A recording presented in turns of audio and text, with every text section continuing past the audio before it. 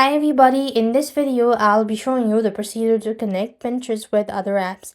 You can connect Pinterest with other apps for social media login, linking account like Instagram or Shopify for content sharing, or using a third-party integration platform like Zyper to automate these tasks between Pinterest and other apps. So what you need to do is to connect. You want to open up your Pinterest app on your device and tap on the profile initials from the bottom right corner of your screen and click on the three dot icon and go to settings.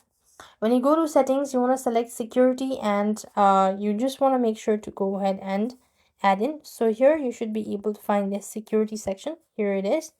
You want to click that out, and then you could go and click on connected devices. You could then go ahead and connect the applications, and in many cases you could see that you will be able to note, you must have been noticed that continue with Google or continue with Facebook, right? So with Pinterest has a limitation, so only few of the app can be connected with other application. So you need to understand that as well. But here you should be able to find. So that's how it works. I hope the video was helpful. Make sure to like, share, and subscribe. Thank you for watching. See you in the next video.